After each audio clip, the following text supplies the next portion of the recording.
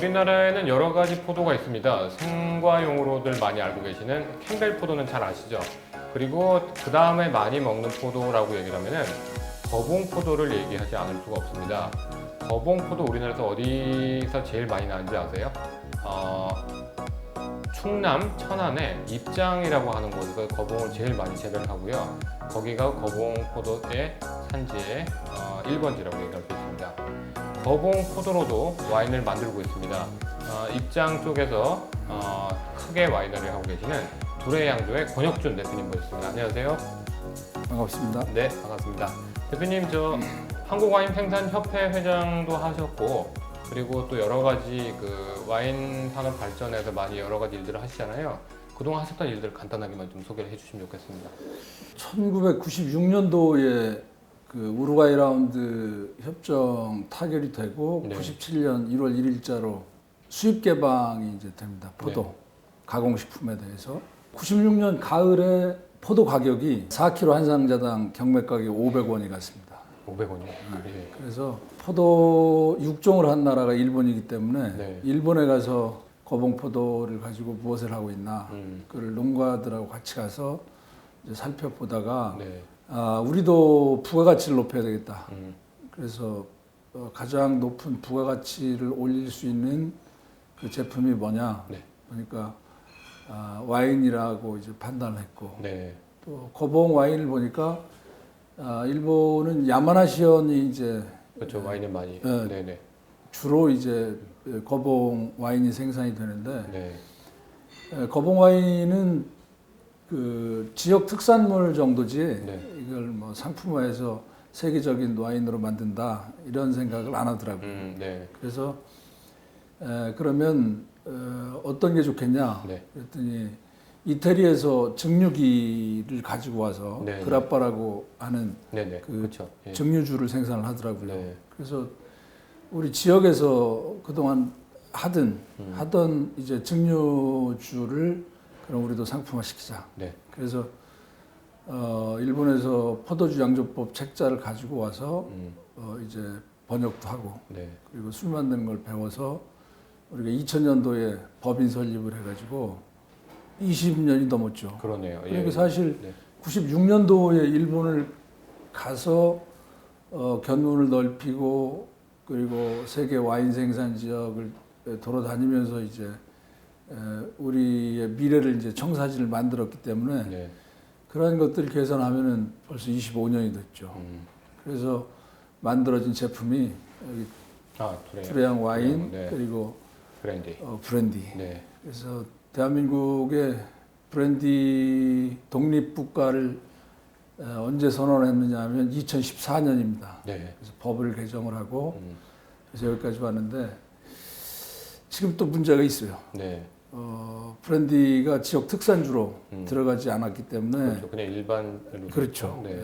주세가 비싸서 지금 상당히 어려운 상황에 놓여 있습니다. 네. 농가에서는 사실은 그 우루과이 라운드 때문에 사실 생과 포도를 판매하기 어려운 상황이 직면했던 게 우리나라의 현실이었는데 그러면서 포도를 가지고 가공을 해서 부가가치를 높여서 와인을 만드는 것 이런 부분이 어떻게 보면 혁신적인 초기에 그렇게 하실 수 있었던 계기가 아닐까 싶습니다. 외람되지만 이 두레양의 거봉 와인은 제가 재직했던 동굴에서도 굉장히 인기가 많아서 굉장히 많이 팔았던 기억도 나는데요. 또 가벼우면서도 달콤하고 이래서 굉장히 많은 손님들이 좋아하지 않았습니까? 우리 한국 사람들 그 입맛에 시금털털하잖아요. 네네, 와인이. 예. 그런데 그런 와인을 잘 적응을 못 하시더라고요. 그래서 그러면 우리가 가지고 있는 와인의 단점이라고 보면 단점인데 네.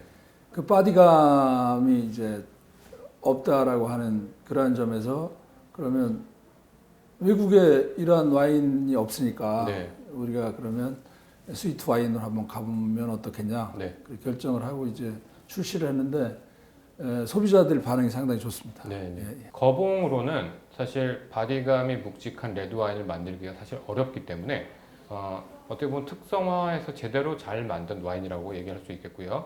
또 그리고 거봉 자체 포도가 식감이 이렇게 좀 아삭아삭하고 이런 부분을 그 와인으로 만들면서 그 거봉의 그 향취와 그 느낌을 스윗하게 잘 풀어냈다라고 얘기를 할 수 있겠고요.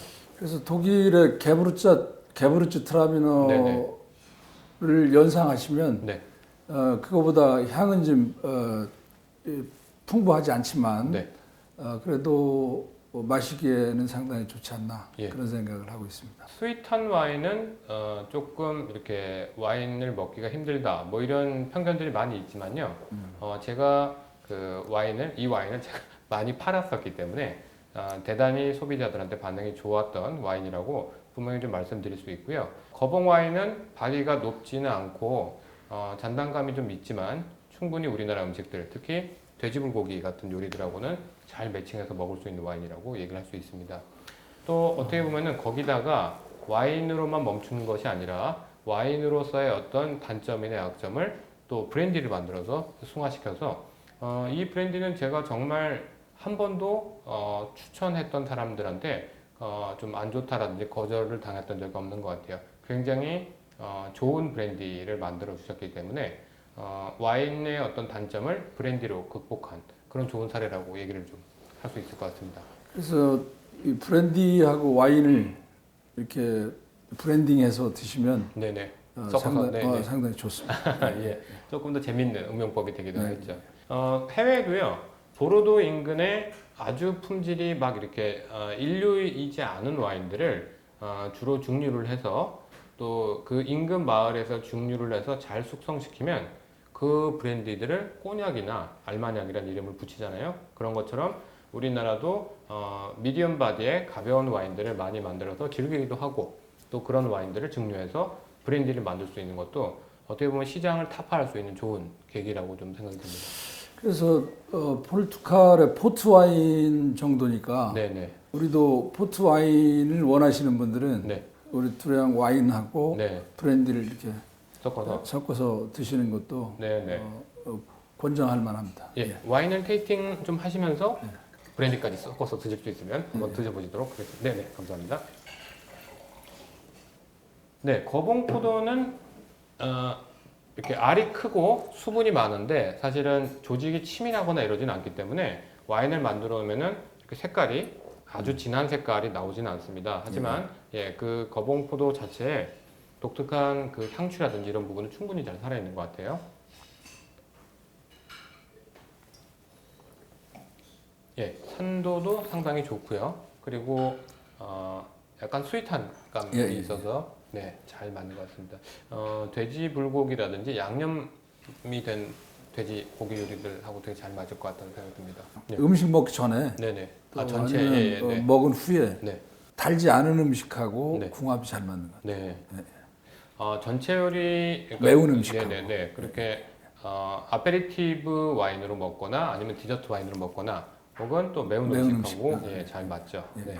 여기다가 브랜디를 타서 먹으면 굉장히 또 센 맛이 느껴지겠네요. 한번 드실까요? 네. 브랜디가 이게 45도인가요? 35도입니다. 35도. 네. 너무 많이 타드린 것 같습니다. 네. 괜찮아요. 네. 예, 향취가 확실하게 그 브랜디의 그 도수 높은 알코올이 한잔 해보실래요? 맞춰주면서 주정 강화 와인 그런 느낌이 확실하게 들어오는 것 같아요. 보통은 외국에서는 그 와인을 이렇게 끓여서 그 글리바인이라고 또 하죠, 뱅쇼라고도 하죠. 뱅쇼를 만들어놨다가 거기다 또 브랜디를 타서 또 와인으로 즐기기도 하고 그런 거하고 좀 비슷하다고 할 수 있겠네요.